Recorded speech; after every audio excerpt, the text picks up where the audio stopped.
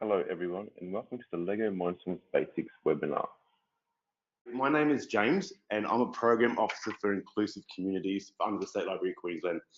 I've been working at State Library for close to a decade and I'm based up in the Cairns office. And that's probably why a lot of you haven't heard of me, because I'm sort of tucked away in the north, hidden away from view. My background is in computer programming and robotics and coding, so it makes it perfect that I deliver this webinar.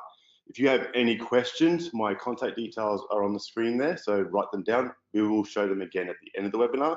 I'm happy to just have a general chat about what you guys are doing, or to provide any ideas or to expand on the programs you've already got. This webinar covers these 4 steps. It is a very basic usage of the LEGO Mindstorm kit. We're not going to go into any of the advanced features of it, such as the majority of the sensors, but we will go into the touch sensor. We're also going to go into building just a very basic vehicle, which is just going to have some wheels and just going to drive. We're also going to learn to code it in a very basic way, as well as using a touch sensor and learning how that operates. So there's no claws or big advanced color sensors or anything like that in this course. What you're going to need, an email was sent out yesterday morning which went over this. What you're going to need today, it's not 100% required if you haven't got it in front of you, so just follow along. As I said, it is being recorded, so you'll be able to play this back later to go over the things that you may not have had all the parts in front of you. So you are going to need the LEGO Mindstorms core set. Now that comes in a box from MTA, or I am Rick James Bricks, and there's another company which I can't remember. It's a black box that says the EV3 core set, and I'll show you that in a second when I switch webcams. Or unless you applied for the LEGO First Mindstorms grant, that's the same core set that we're going to be using today, though it's not in such a fancy box. You're going to need a tablet, either an iPad or an Android. If you don't have the software installed, that's okay. We're going to step through that installation today. And hopefully your internet's quick enough to download the app. It is a large app, but we'll just see how we go. If you've got a laptop and you have done some things with the Mindstorms on a laptop, you can use a laptop with the Mindstorm software. It's not going to be a one-for-one, or it'll be pretty close. Hopefully you'll be able to just fumble your way through that. You're going to need also an object to drive around, because we're going to drive our model around something. I've got a B-bot, a little yellow B-bot bug, which I'm going to be using. I found in the cupboard, but previous sessions I've used a book, I've used a mug, I've used sticky tape. You can just use anything. You're also going to need a box or a wall today, and I've just got an archive box that I've found in the conference room, which we're just going to hit with the Mindstorm device that we create, just to simulate that the touch sensor is being touched. Okay, any questions so far?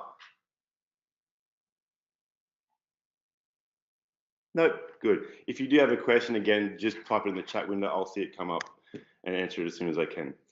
So the first thing we're going to do is install the Mindstorm software on your iPad or Android. And I'm just going to switch over to my iPad, only because I really hate PowerPoints, and I'm sure you guys do as well. So just bear with me 1 second.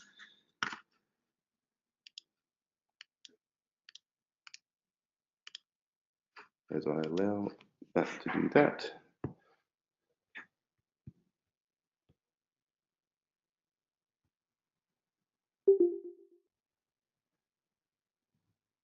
And you should see your screen kick in.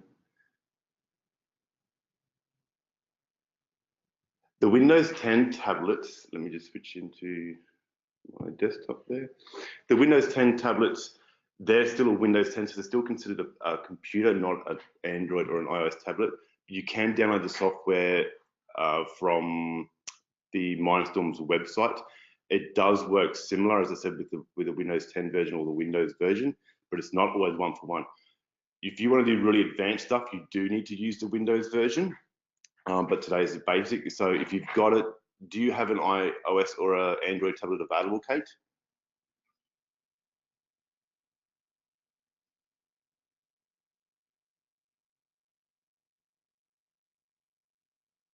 No, okay. If you just do a Google search through this into the Lego Education Mindstorm software, it's a lot larger, so it may take a bit longer depending on your internet and your library. And just go from there. Hopefully, just you can follow along. If not, just follow along with this webinar, and I can give you a call sometime today, probably in the afternoon, and step through a few things for you in that. So sorry for that. So you can see my screen, and I've got a lot of junk there. So the first thing we're going to do is if you go into the App Store on your iPad or the Google Play Store, and it will load up, and hopefully our internet is quick enough. We've had NBN issues up in Cairns. And just go to the search bar, and what you want to type in is Mindstorm. Oh, let's try that again. And again. And I'm just going to press and search on that. And up will come some results, as it does. And what we're after is the Mindstorms EV3 Lego Education, that one on the right there. I've already got it installed, so I can just click open. If you don't have it installed, just click the download icon. I'm switching back to the Android. The Android version looks exactly the same icon there, called the same thing, the Lego Mindstorm Education EV3. So if you haven't got it, just download that. And while we wait for that to download, we're going to go through what is in this Mindstorms kit. So did everyone find that before I jump too far ahead? Everyone's got it installed or is now downloading it?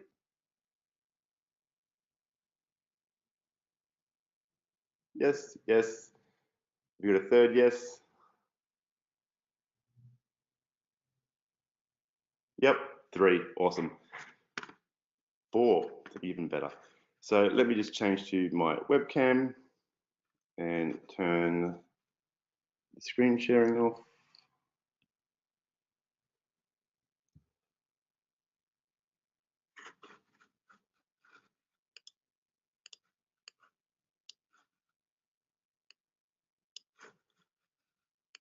Don't want to end the meeting.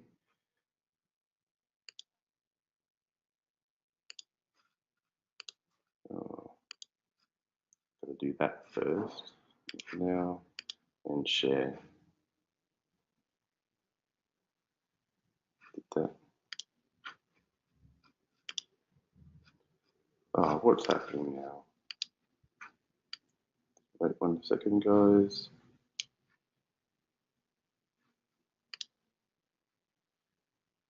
While we work out what's happened here. Of course, it works before the webinar.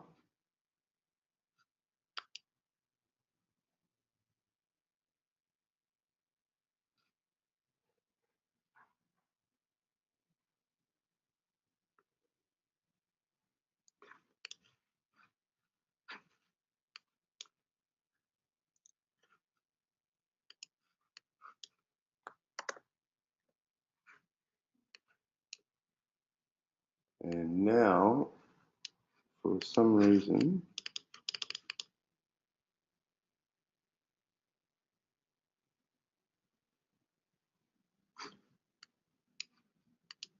it's locked up on there.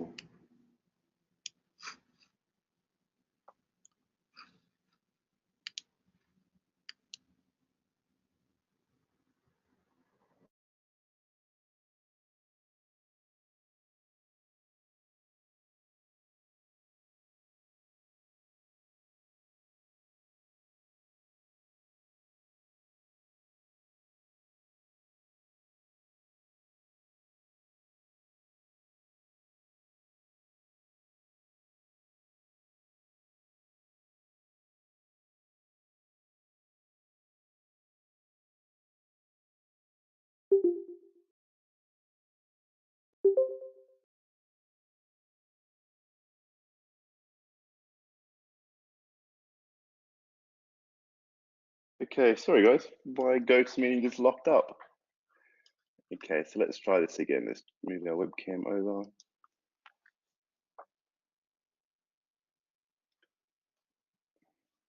I don't want to share my screen.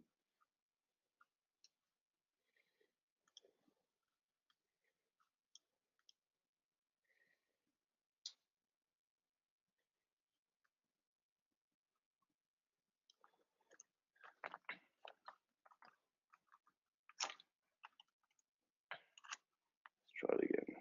There we go. Okay, first glitch out of the way. So hopefully you've got a Mindstorm kit such as this one. This is the core set that you purchase from the MTA. The the Lego First kit is just typically in a crate, and it comes in from memory. So opening it up, you can take the lid off. And when you first purchase it, your top tray will be empty and all these components will be underneath in bags.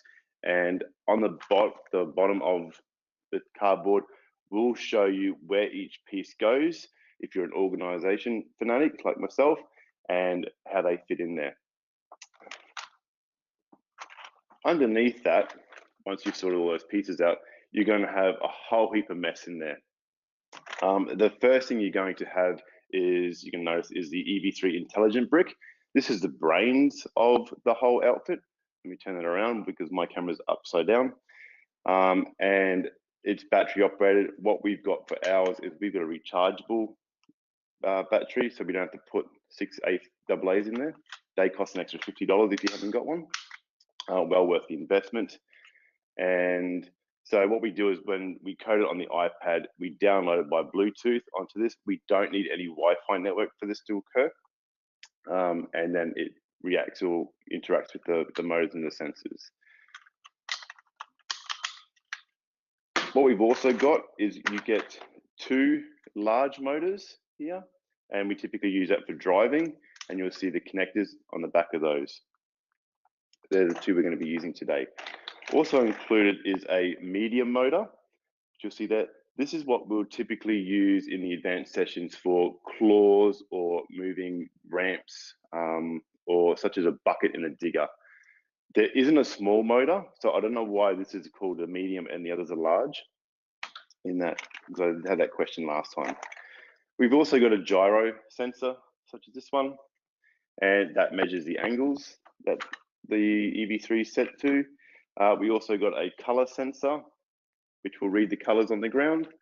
And we've got 2 touch sensors. The way they work is when that's pushed in, that's registered as a touch, and that obviously isn't. You're also going to have a whole heap of these cables which connect the motors and sensors to the EV3 unit, such as in there. The only difference between them are the lengths. The motors and the sensors all use the same cables.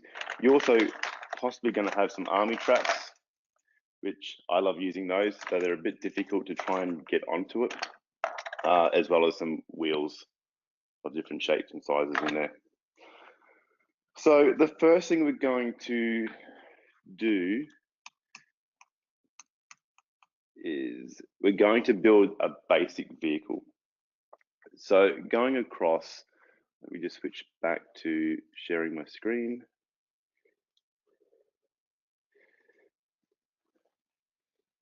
Okay, so what you should see on your screen now is 3 different vehicles that I have created yesterday, and the army track one was yesterday. I've finally got the army tracks to fit on what I built and make it work.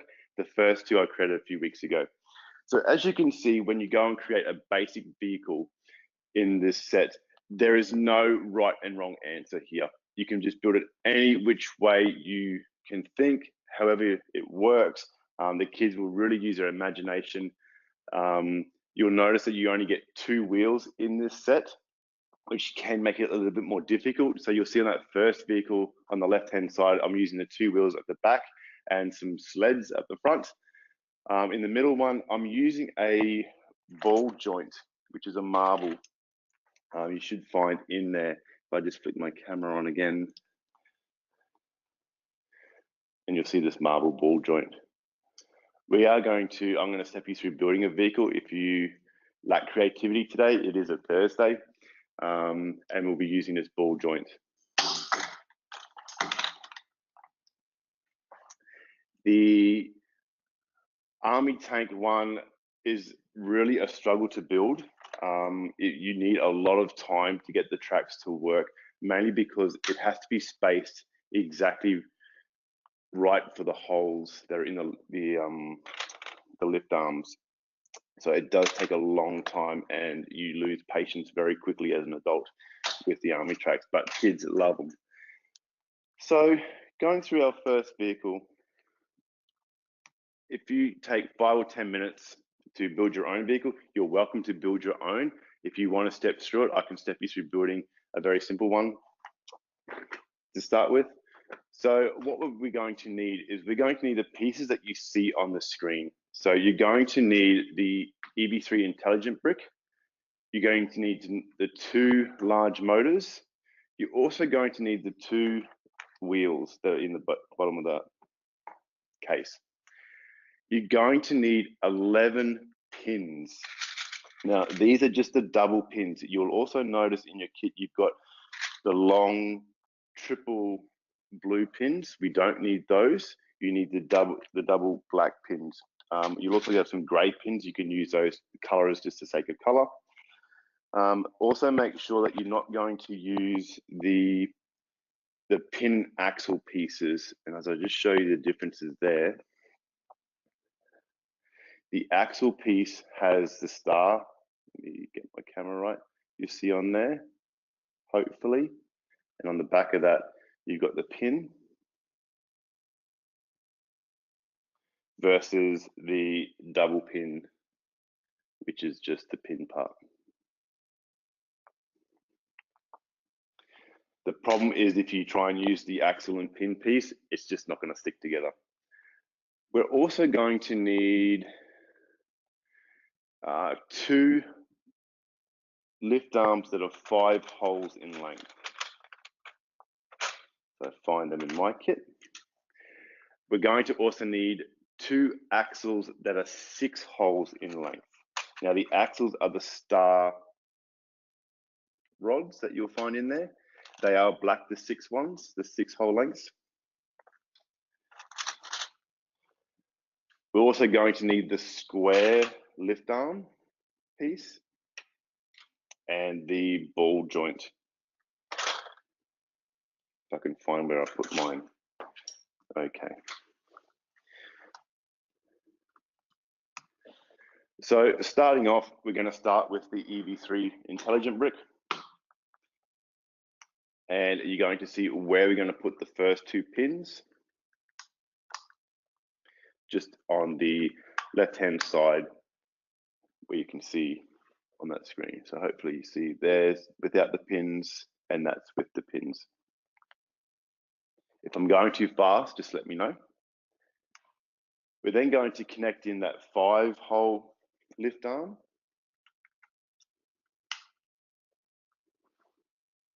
You can see that change there. And then we're going to connect 2 more pins into that lift arm. So the bottom hole of the lift arm should be empty. Now from here, we connect in the large motor. Now you'll notice you can do it 2 different ways. I'll show you on mine. So here we've got it that way, but it will fit the other way. Depending on how adventurous you feel, you can do it any which way you want. But make sure that when you hook the second one in on the other side, it's the same way as the first one. Okay, and this is where we now slide in the 6 hole axle into the red, all the way into the other side of it.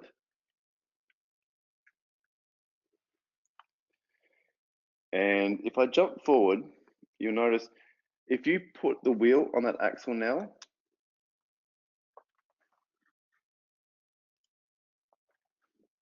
this is one area where the kids can struggle.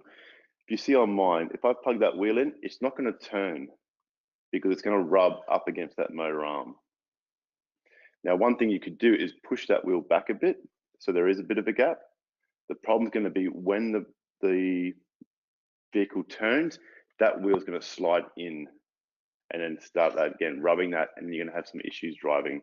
So the way we solve that is we grab, which we didn't, it's actually not on that slide. We're going to need 2 bushes, one for each side.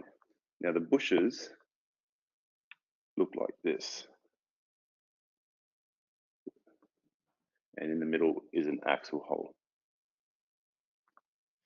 So from here, we're going to slide in the bush over the axle to create a bit of a gap. Sorry about my webcam viewing. It's backwards for me. And then from here, we slide that wheel on. And you'll notice now that wheel sits nicely and you can't push it in any further.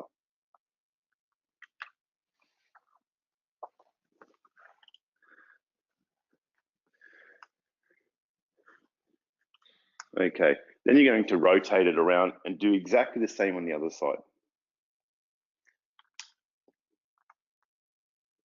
Put the 2 pins in.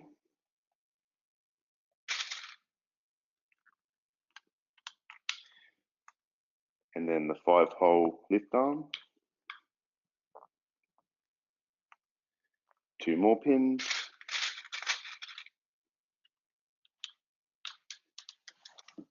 As I lose a piece off the table, the cleaners will find that one. And the second large motor, the 6-hole axle. Now you'll notice that we say the hole, we use a number of holes as the length in either the axle or the lift arms. And then you're going to put the bush on and then the wheel.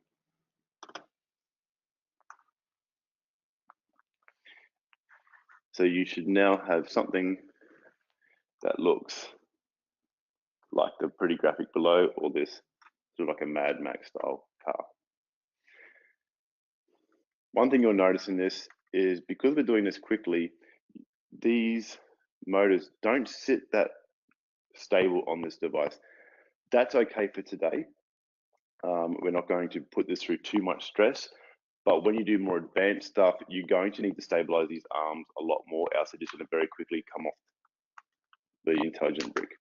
Ways you can do that, you could grab a 12 or a 13 lift arm and some pins and put that bar there, which is going to stabilize it.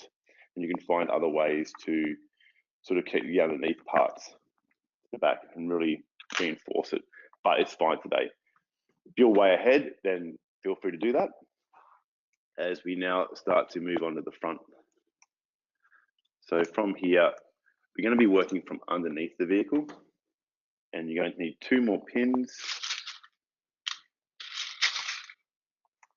which go right there in the middle of those 2-3 built-in lift arms.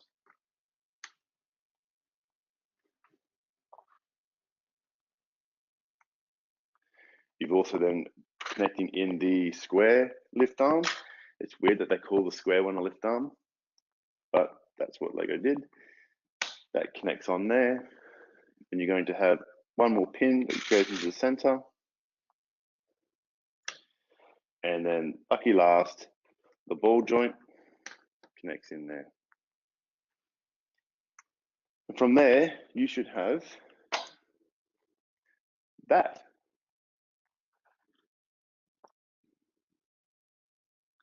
Such as that.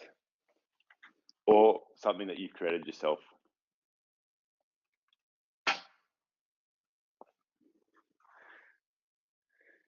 So on that note, has everyone built either what we've built together, or you've built your own vehicle just to make sure everyone's caught up?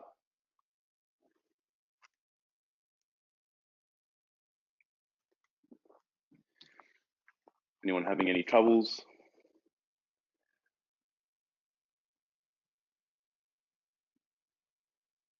Okay, cool. Now, this was built over this design's come over several weeks of testing. Originally, we did have this square lift arm the other way around. So we had the pin slightly in to put the lift arm that way. And the issues we had with that is if we drove it too quickly, I can put it, because this front is a lot lower than the back, it used to mono and then trip over and flip over. So we ended up redesigning it because some kids love to drive them very quickly, such as that. And that's one of the biggest things with the Lego EV3 set, is it is very much trial and error. You can build something, you'll code it, and it may not work, and you don't need to think about, is the code that's wrong or is it the design of the EV3?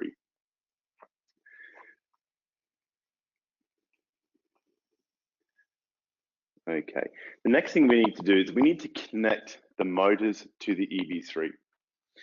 Now you'll notice the motors have that one plug on the back of them, which is now on the top of the EV3. You can see just here. But you'll also notice on the EV3 intelligent brick, you've got 4 connections on one side, which are lettered back to front, A through D. And on the other side, you've got numbers 1 through 4. The numbers, and I don't expect you to remember it because it took me about a year to finally get the grips of it. The numbers are for the sensors and the letters are for the motors. Now, one of the reasons you don't really need to remember that is because the coding software will tell you that when you try and control a motor, it has to be a letter, not a number. So in this instance, we need to connect these motors to the intelligent brick. So just grab 2 connector cables, try and find some short ones as the long ones can get caught up, and just plug them in to each of the motors.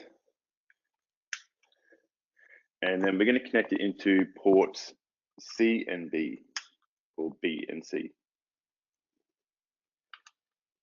Now, there's no real reason why we've chosen B and C. You could do A and D, you could A and B, A and C.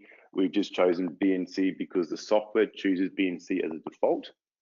But other than that, you can pick anyone you want. If you do have a long cable, you'll need to find a way to keep it away from the wheels.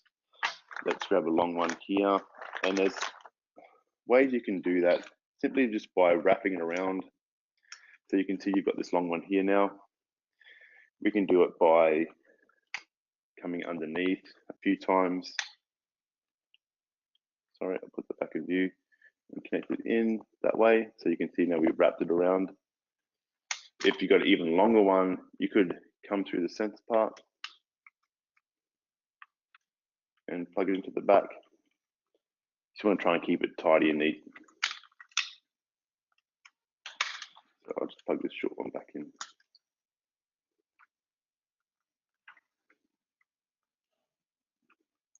Okay.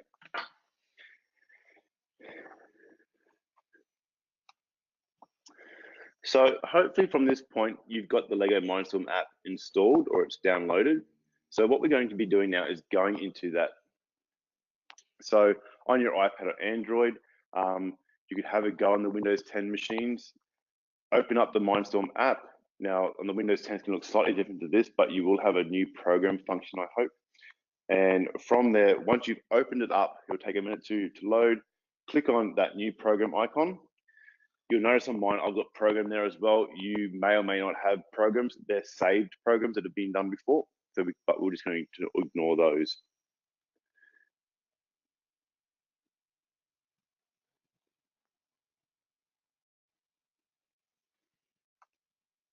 Okay. So you should then have a screen such as this one that comes up. It's a very blank program that we've got here at the very start of something. And I've got some points on there that underneath the program, you should see a white space in the middle of it. That's called the canvas. And that's what we use to put all the blocks on to build up our code. You also see there's already a block present, and that's the starting block. That's the very first block that runs when we run the code on the EV3. Down the bottom, we've got a pallet or a toolbar. I prefer calling it toolbar because I'm used to the fact that everything's always called a toolbar. For some reason, it's called a pallet. So if I do say toolbar, I mean the pallet. So in the pallet, you're going to find all the blocks that you can use in the Mindstorm app. It's a very cut down. The Windows 10 version does have more blocks, I believe, and so you got more options to do more advanced stuff, but we're not going to get into that today. You'll also see there's 3 categories. You've got a green, an orange, and a purple. The green one are all your motion and action blocks. So in there, you've got some motor blocks, you've got some turning blocks, you've got this to change the display on the EV3, sound, how to play music and sound effects, as well as change the lights on the device itself. We're only going to be using one of those blocks today. In the yellow or orange, depending on what your screen looks like, that are some what do you call them? Logic blocks. So you're going to have a switch block and a loop block and a delay block, as well as another start block. I'll briefly mention those later on in this webinar.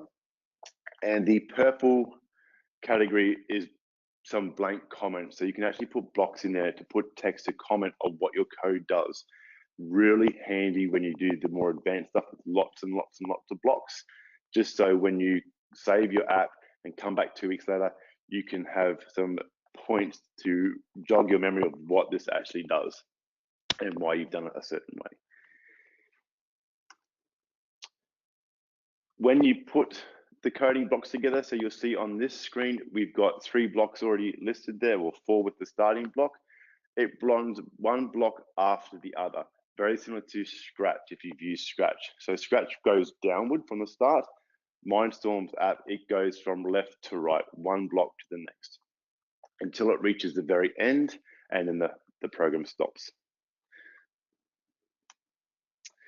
So what we're going to do first is you're going to grab the tank block, which is the 3rd block from the left in the green category down the bottom. I've got it highlighted on my screen. And you want to drag it up to the starting block, just to the right of it, so they connect together, just like the image on the screen. If it is lightened, like you've got the 2nd block to the right, it means it's not connected and that block's going to be ignored. So if you do want to move some blocks out of your progress, but you don't want to delete them, you can just move them out and they'll just be ignored until you decide to connect them back later on. So if I can get everyone to do that, to move that one block up into there, and that's called a tank block. Sorry, I've got the wrong one, something highlighted. I've got the steering block highlighted on there. I've just noticed that. You want the 4th block with the 2 sliders. That's the tank block.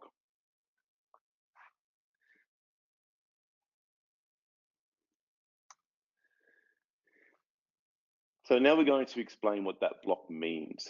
So you can see there, just double check that that block you've added is a tank block. You can check that by the icon on the top left hand. You should see the 2 sliders there, which indicate it's the tank block. This steering block has a steering wheel. We're not going to use the steering block today, and I'll explain why a little bit later. So just double check that. So there are 4 options in this tank block, and you'll see them down the bottom, and you should hopefully have in yours a 50, a 50, a 1, and a tick.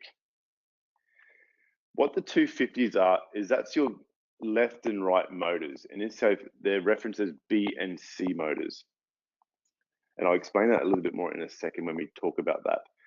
The 3rd block is your rotations. So how many rotations is the motor going to do? In this instance, it's 1 full rotation. And the very last block is the brake at end. So what will happen is once that rotation is complete, it will brake the EV3, not as in destroy it, but put its brakes on so it stops moving. If you turn that off and put it as a cross, it won't instantly stop. It'll roll, so it'll roll to a stop, which is not much of a difference on a table, but if there is a like a hill you're on, it will just continue rolling down. It won't actually lock up the wheel. At the very top, you will see an arrow there, which is pointing to the B plus C. That is the motors to use, and that's where we get the B and C on the bottom 2 options. Now, hopefully by default, it's chosen B and C. If it hasn't, if you just tap on that B and C, it will then come up an option there with 2 rows of letters, which you can then change it to B on the top row and C on the bottom row. If you haven't chosen B, and if you haven't plugged those motors into B and C, change those to what letters you've plugged in your motors to on the EV3. So if you've chosen A and B to plug in instead, in that option there, you would choose A and B. If you've chosen A and D or whatever else, you just reference to that. The letter on the left, which is the B on this display, means the B on the left is referencing now the power, which is on the left-hand side, and the C is obviously the right-hand side. The power is how quick it's going to turn.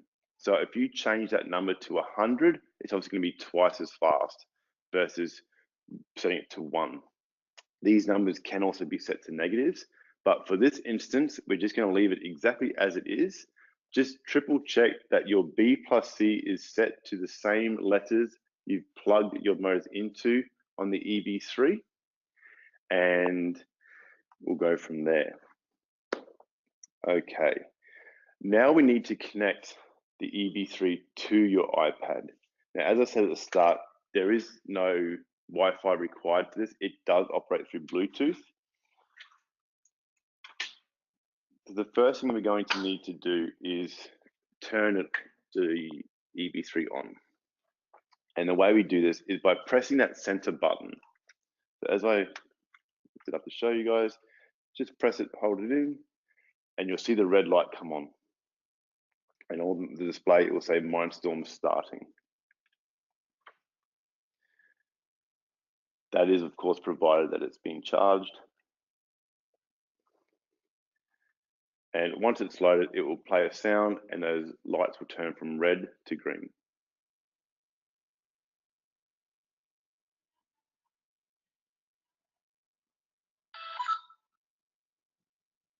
Okay. The display will also change to, you'll see 4 options at the top, and you may have a program listed there, or it may be blank. It doesn't matter in this instance.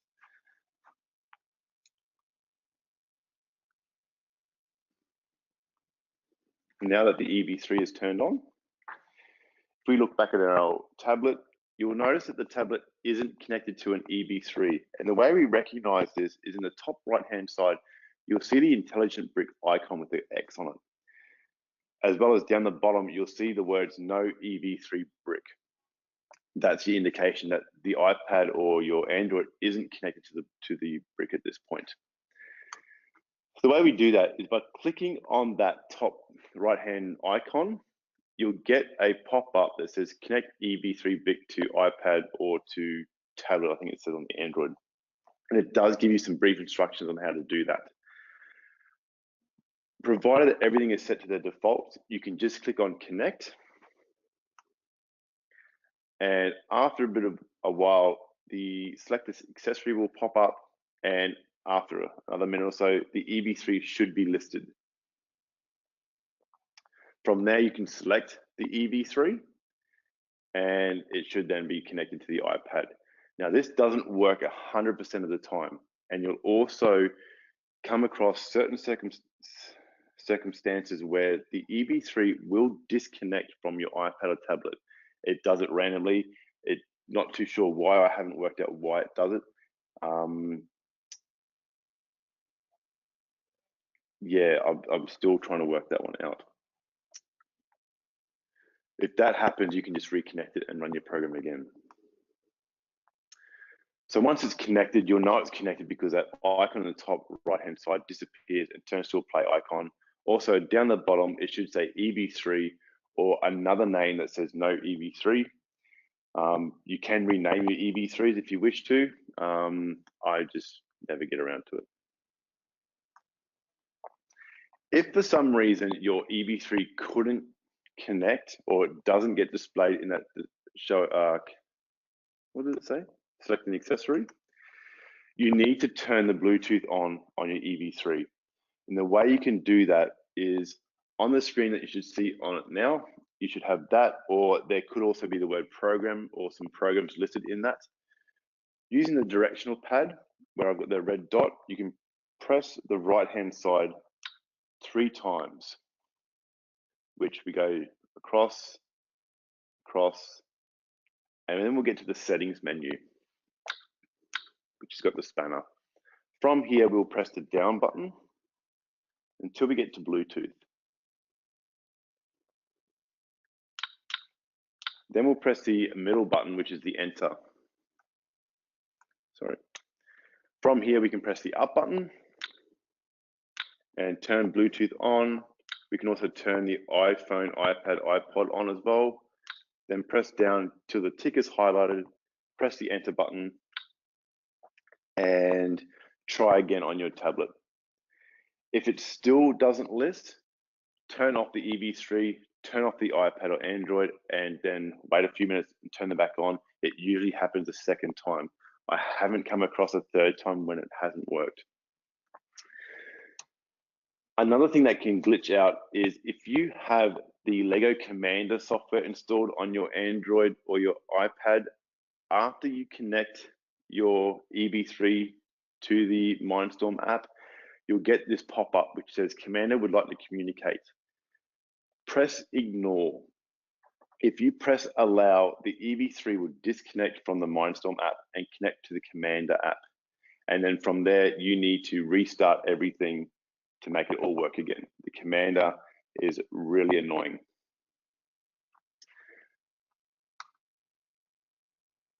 Okay, so hopefully everyone's got their EV3 connected now that we've gone through the issues that can occur.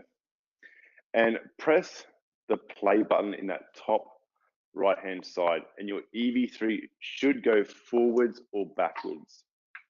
So have a go and just put in the chat window a yay or nay if it worked or not.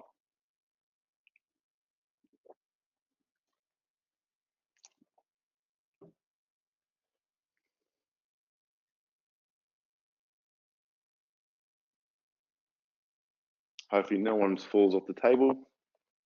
Cool. Kathleen's worked. We'll just see if someone else has worked.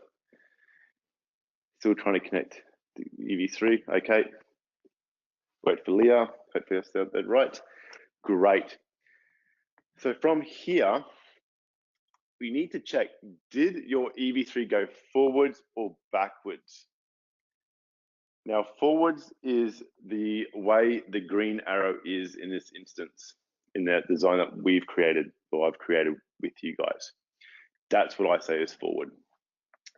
I can't remember which way it actually goes in this code, but not to worry, it's all great.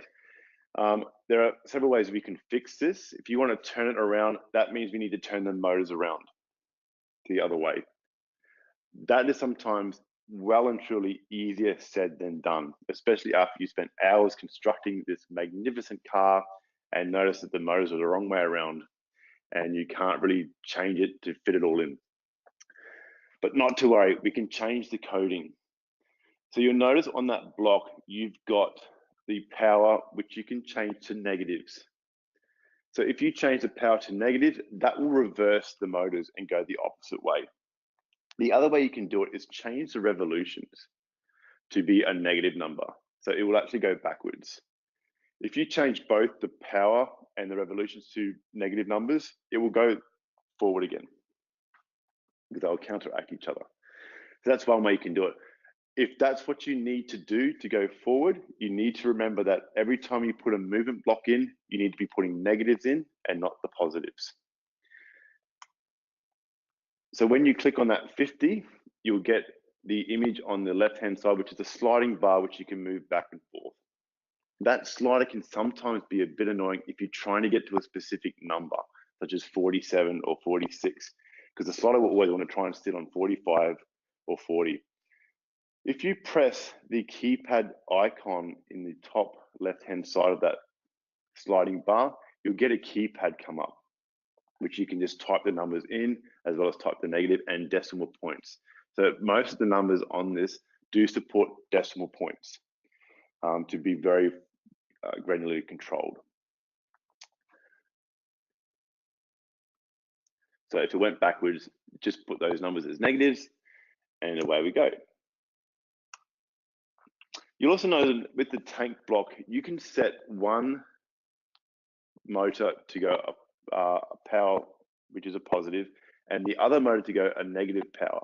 What that will do, just like an army tank where you can control both tracks, where you can move one track to go forward and one track to go backwards, we can use that to turn our EV3 around exactly like a tank. Now, one of the reasons why we choose to use the tank block over the steering block is doing turns is a lot easier using the tank block than the steering block. The reason for that is the steering block uses a number to calculate how much to turn. You would think that number is degrees, but it's not. The number is just a number. So I think in that block, 72 is actually 90 degrees. But of course, that's for this vehicle. If you widen the wheels further, move the motors further apart, that number is going to change again. If you bring the wheels closer, if you put bigger wheels on, if there's a bit of drag, that number used for steering is going to always be different.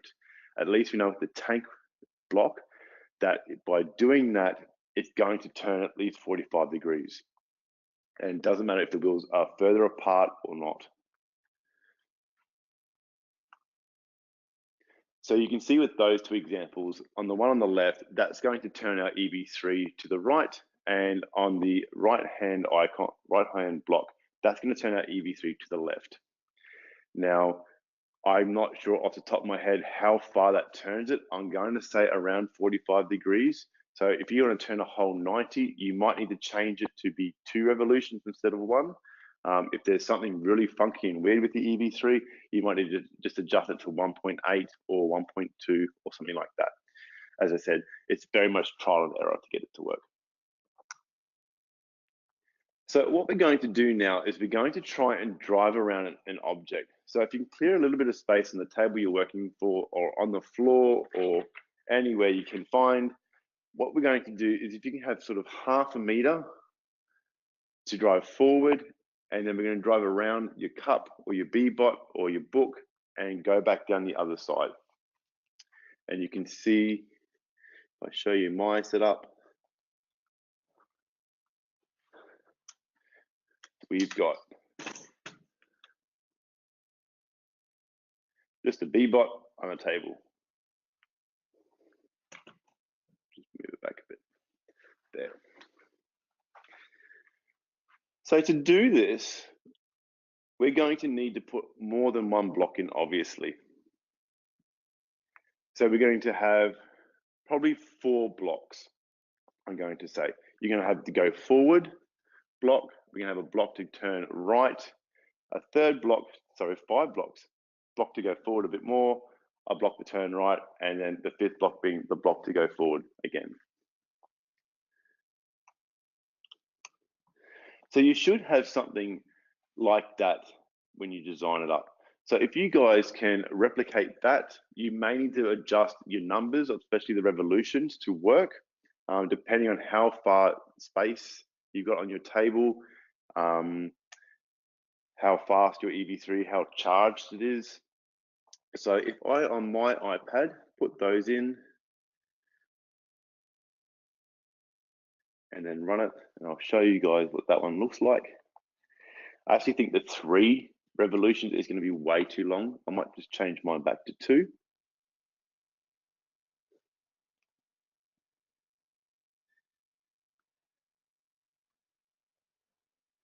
As I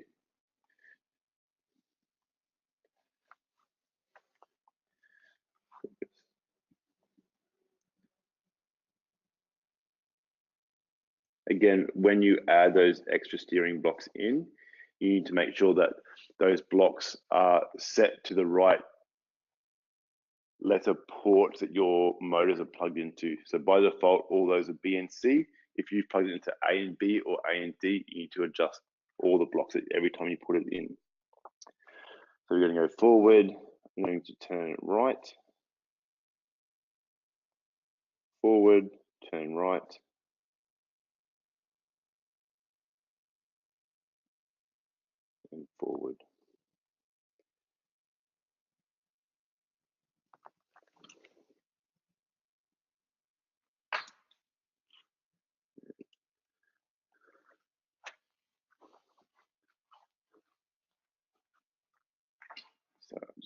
webcam.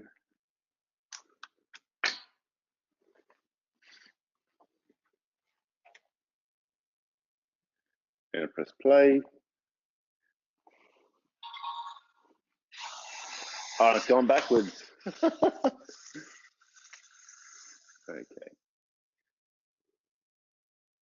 So I need to change these revolutions to negative numbers.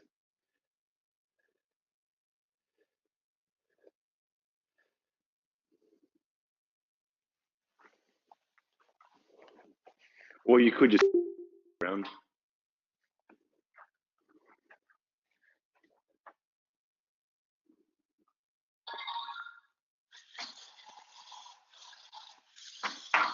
And that's just been an absolute disaster.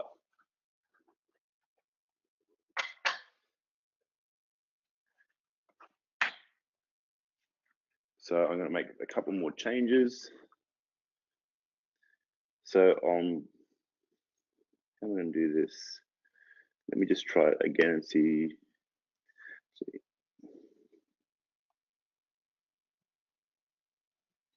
So now we just need to adjust the figures. So I'm going to, instead of being that second block being 50 and negative 50, I'm going to change it to negative 50 and 50.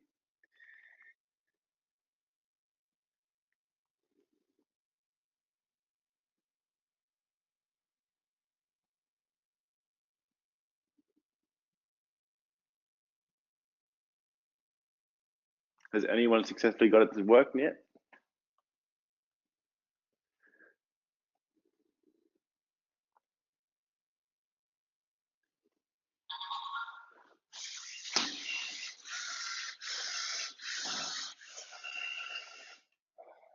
Close. Now you saw it pop them on it and landed on its back. So I might need to adjust it slightly. Now the 50s don't seem to be the right numbers. So I'm going to just drop them down to maybe 35.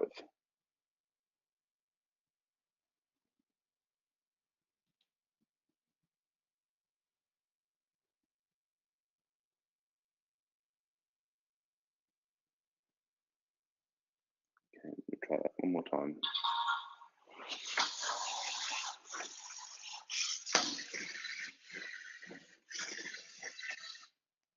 No. It worked the first time, but it turned too tight. Okay.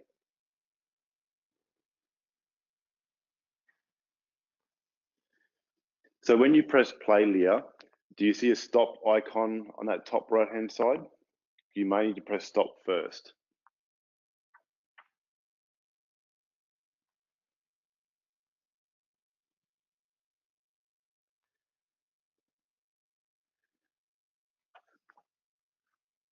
Okay, cool. So I'm just going to share my iPad screen.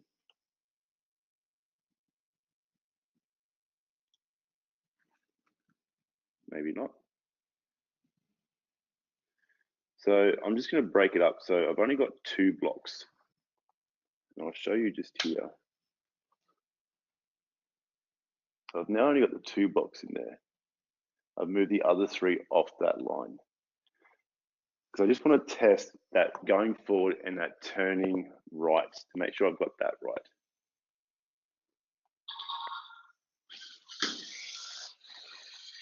And you'll notice that mono is still occurring. So what I'm going to do to fix that is I'm going to grab,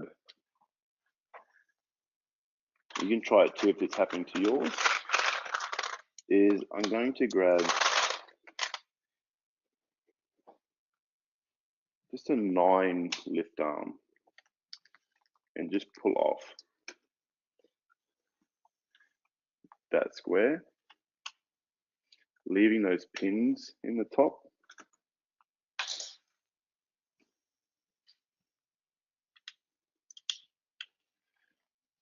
Get that 9, put it in there, put a pin in the middle, and put that ball joint back in. just so now it sits on a bit more of a down angle. Now I noticed that it's still turning way more than 90 degrees. So I'm going to take Leah's advice and just change it to maybe minus 0.7 and try that.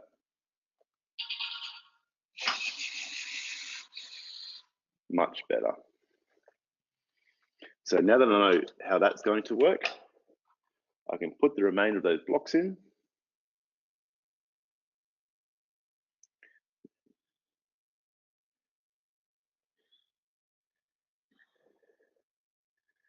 Making sure that I always put 0.7 on that second turn, and we'll try that.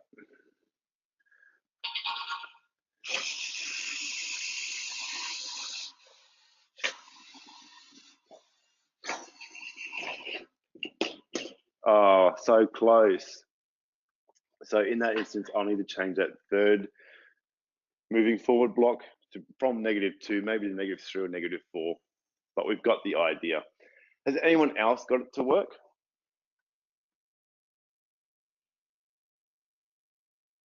Or thereabouts?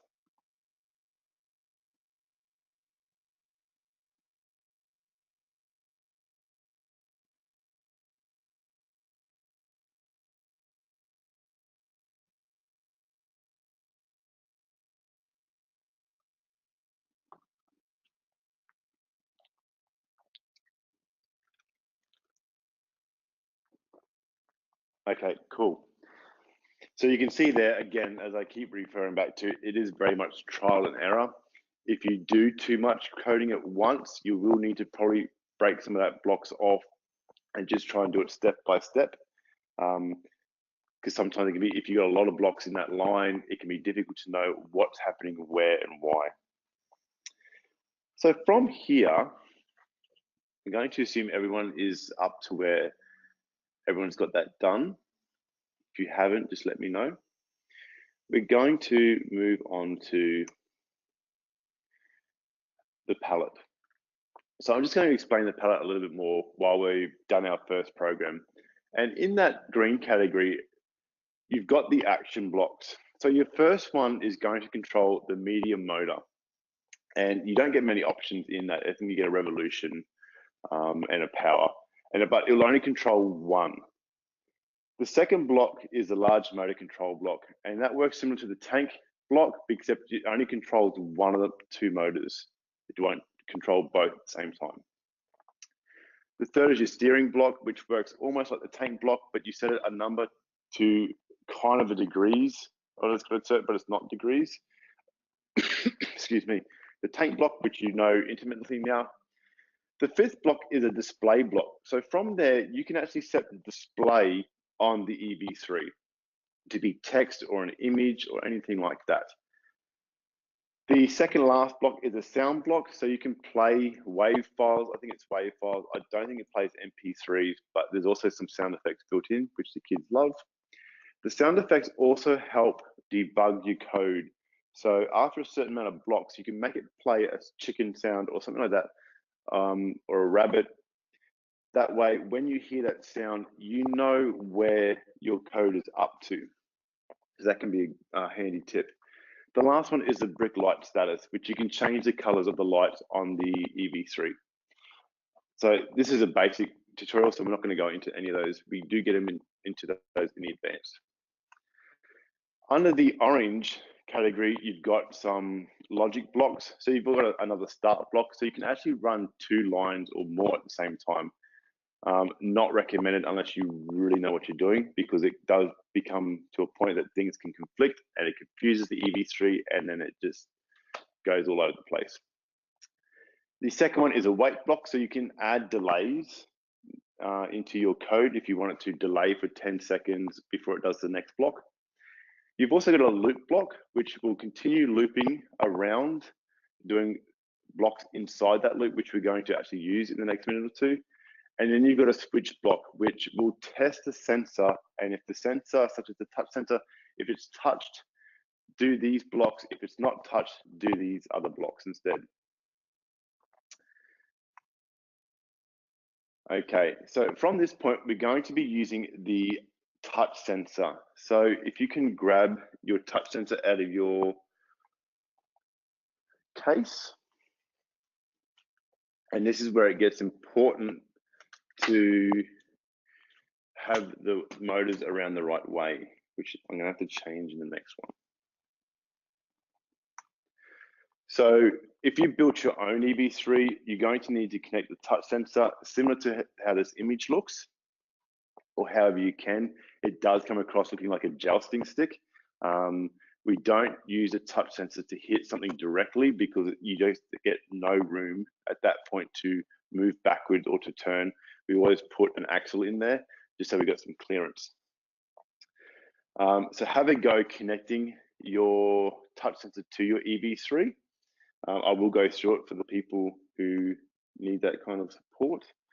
So with your EV3, that is going to look possibly different now that we've changed it. And if you've also removed the square lift arm, which may be a bit of an issue. So if you've still got the square lift arm, you can follow this. If you've moved it and removed it and put that 9 lift arm in instead, there is a block that's going to need to change in this. So put in the 2 pins as you see there. I'll just turn my camera on so you can see it. Okay. So your 2 pins.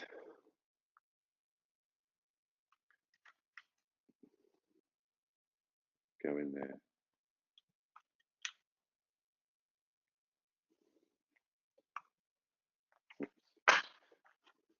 I might do a slide. And from here, if you've got the square lift arm in, grab a 13 bar and it will connect in on top of those. You'll notice if you haven't got it, it's going to be facing down. And that's not going to work. So if you have removed that square lift arm, you're going to need to grab a angled lift arm, such as this one. If I can get that. And that way, you're also going to need to remove this back pin and connect a pin and axle. You can see that. And then that will fit. You'll see there's an axle hole at the back of that one. That will then fit that in. Then you're going to have something like that. Try and move it in the camera.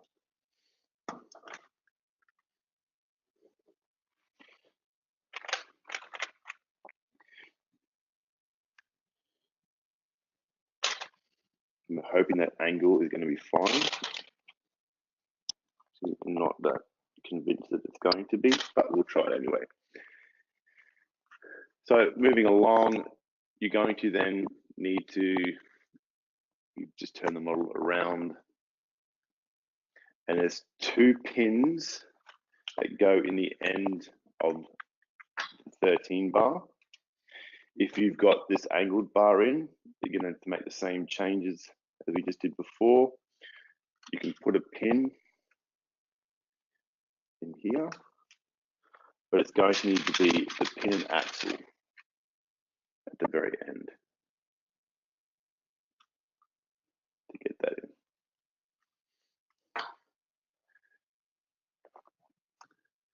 And then we connect our touch sensor.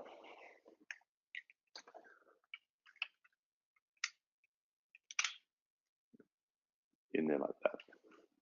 Of course, the axle goes in. Now I can't find my 6. I'm just going to grab a long one.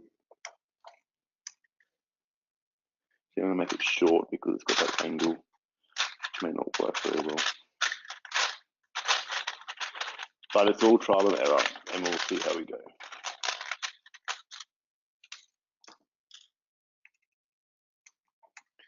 Okay. Then the next step is we need to plug that into the EV3. So just grabbing a short cable, if you've got any.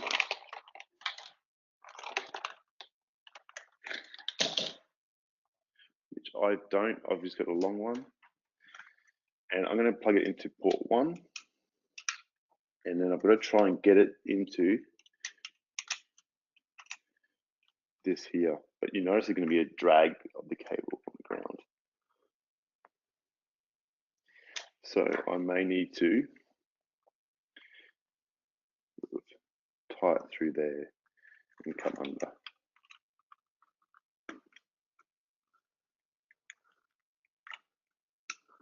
Okay. And you should have your EV3 gelatin stick attached. Okay. So what we're going to do is a very similar setup to going around the B-bot or your cup or your mug, except you're going to put the box where that green line is.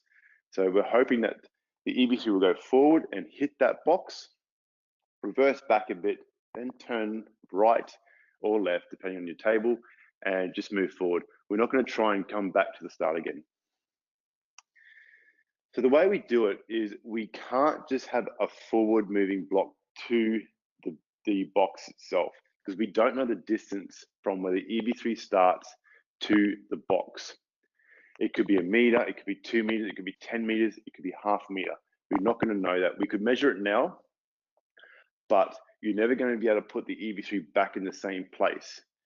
So that distance is going to be dynamic. So we need to be able to test if we've hit it. If we haven't hit it yet, move forward a little bit. Have we hit it? No. Move forward a bit. Have we hit it? Yes. Let's now move backwards. So you can see there we've got all them steps. So in this instance, with the EV3 that far away from the green line, there's 8 times that we're going to move forward to see if we've hit it. So that's a possibility of 16 blocks that we need to add into, provided the EV3 always starts at that point. If we do it 4 times, you can see it's going to go beyond that. So we need to get that power, that rotation right. If we do long rotations, it's going to hit that wall and try to keep going. Because what it's going to do is do the block first. So it's going to do the move block first until that's completed, and then test if the touch sensor is pressed. So we need to do small rotations. And that's what happens when you do large rotations in that whole test cycle. The other thing is we have to do it as a loop, where we loop around, because we don't know how many times we have to test if the touch sensor is being pressed or not. So you can see in this one, if we move the EV3 closer to that box or the wall, it's only do it 4 times. It's only need to do it 5 times. Where the back, it's doing it 8 times, depending on where we place it. So that's why we use a loop, because we don't know how many times we have to test. Okay, so here we have is the loop block, and you'll find it in the orange category in your palette or toolbox. What we can do now is, up in your program, you can delete all the movement blocks that you've got up there. You can delete them by either dragging them back down to the palette or by tapping on them and pressing delete. So just make sure you clear all those blocks out. You're just left with the start block. And then click on the orange palette and move the loop block up from the palette into the starting block. Now the loop block is the 3rd one from the left.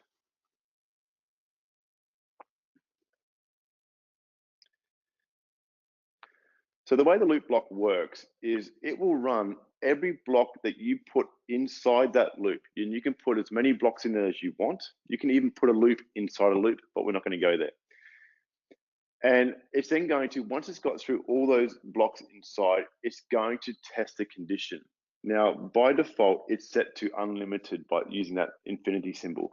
So it will just keep looping and doing those inside blocks forever in this circumstance.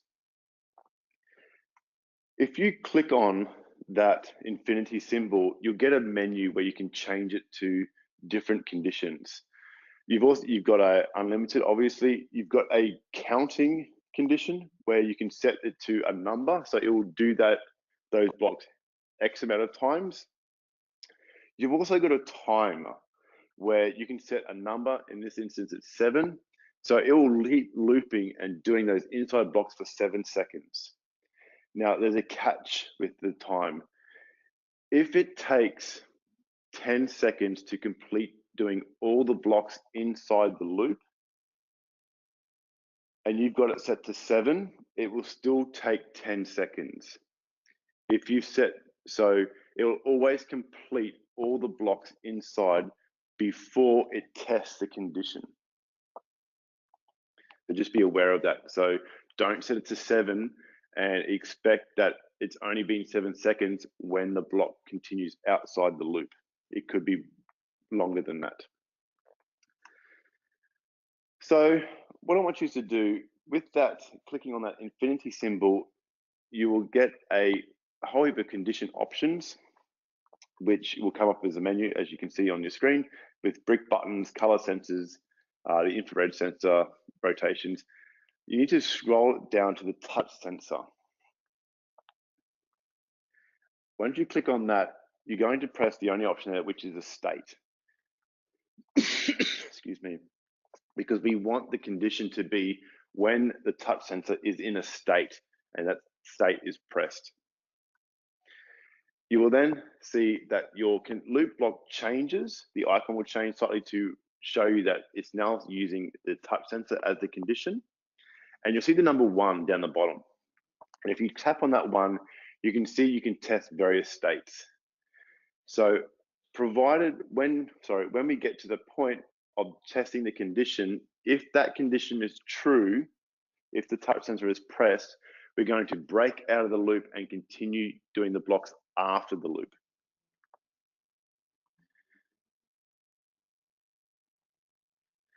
The other thing you'll notice that this block also has a number 1 in orange. That works exactly the same way as the motor blocks. So, and it's set to 1 by default. So it's going to test this touch sensor that's connected to port 1. If you connected to another port, you need to change that number to the port number that you've used. So from here, we're going to test or put together our code to run up, hit the box, move backwards and turn. So I move back to there, such as that. Now, if I've lost anyone in this, just say so in the text. So you can see with the code on the screen I've got there, I've got a loop. And that loop is to at first move forward 0.1 of a rotation and then test if the touch sensor has been pressed. If it hasn't been pressed, we're going to move forward 1 rotation again and test if it's pressed again. And we're going to keep doing that until that touch sensor is pressed. Now in this code, when that touch sensor is pressed, you can see there's a turn left tank block there. Then it's going to turn. That 2 revolutions means it's going to turn a fair way around. Actually, I think it's going to be more like a 360 turn. And then after that, we've got move forward 2 rotations. So on your iPad or Android, if you want to code something very similar to that, change the numbers to what you think they should be and run that script again. The only other thing I would advise is after the loop block, but before the turning block, maybe have a block that moves backwards slightly and see how you go.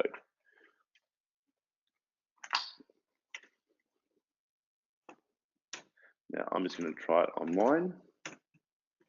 Set up the camera. The B block up all the way.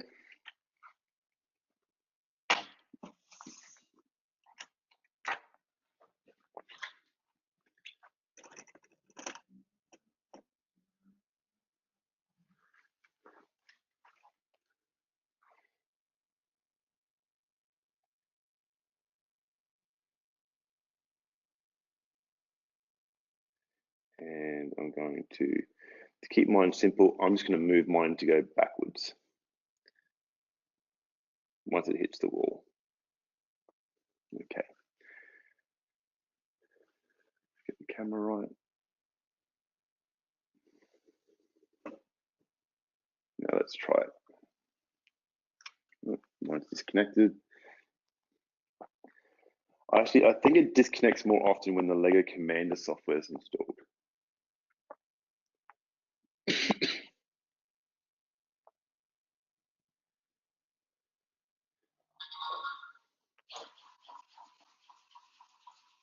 So I have to go through the loops, and it's just crashed because of the angle of that touch sensor. It's just lifted it up. So I'm going to need to adjust the way that sensor is connected, which for the instance of this, let me just do some bad practice. So you can see here, it's connected into these two holes. I'm going to pull that out and only plug it in. No, I can't do that. So let's try and find a way. We've only got a few minutes left, so hopefully we can do it. So let's find a piece.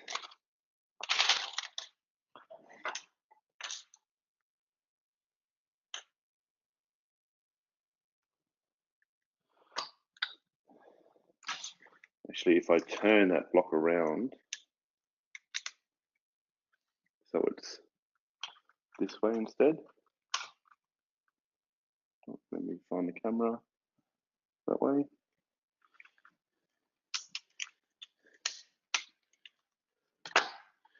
And that way we've got a little bit more of a straighter. So we'll try that.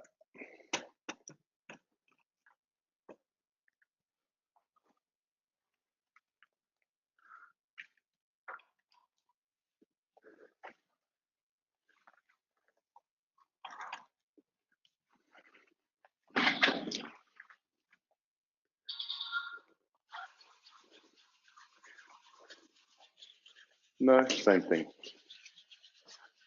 So I need to press the stop button.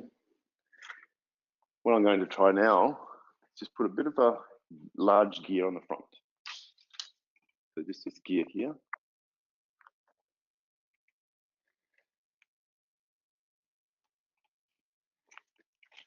Just so there's something much larger that comes in contact with the box.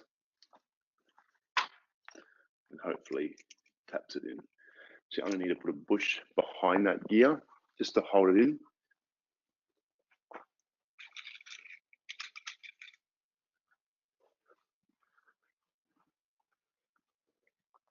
So you notice there, if I put the large gear on, just catch the bush so it doesn't roll off the table.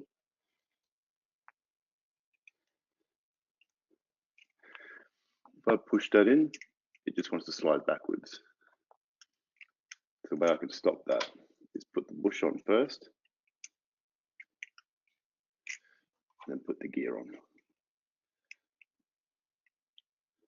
That then stops it from happening. So let's try that one.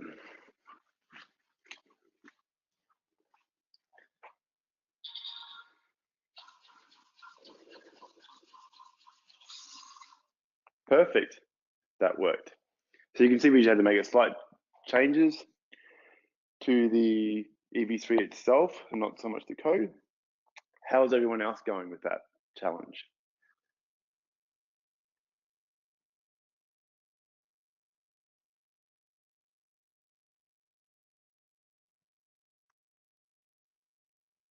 Cool. So everyone got it first try? Did anyone need to make any changes?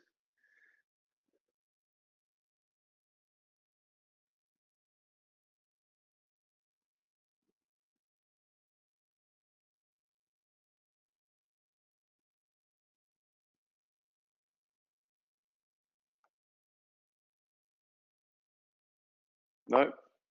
Awesome. Okay, so this is pretty much now the end of the Lego Basics webinar.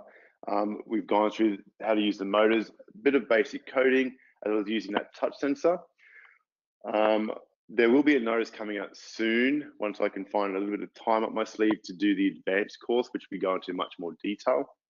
But I do recommend, if you can find the time, connect up the other sensors and motors and just play around with the blocks in the EV3 app. That's how everyone learns how this works. There's not much you can go wrong with. But one of the main questions I did get in the previous webinars was the switch block, which I'll just briefly touch. So the switch block is the last block in that orange category.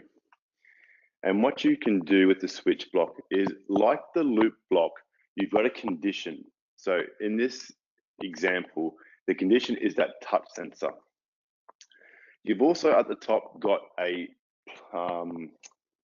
tick and an X, which represents true and false. And you can put blocks in the middle here again, just again like the loop sensor. So what this does, if the touch sensor has been pressed, we're going to run the blocks that are underneath the tick. If it's not pressed, we're going to run the blocks that are underneath the X. So you can see there in that example, there's the true and the false blocks, and they do change. So in the true example, you're going to be moving forward, and in the false example, it's going to be moving backwards. You can see that by the negative rotations in that bottom block. And that's pretty much the switch sensor, where you can test the sensor's condition and do one thing or a different thing. It doesn't loop, however. Once it's done that, those blocks in that event, it then continues on with the rest of the program. So hopefully that makes sense.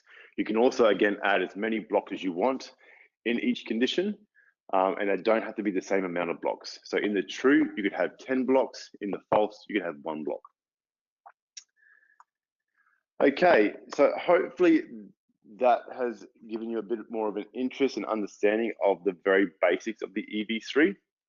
Again, my contact details are on the screen there. Feel free to contact me anytime if you've got any additional questions or just need a few ideas or just want to run some things over. I'm here to help you guys with the EV3. If anyone's got any questions, just pop them up in the chat now. I'll be around for the next couple of minutes to just monitor that as well as save everything that's going on. Again, thank you everyone for attending this webinar. It's been great to have you here, and I'll see you later.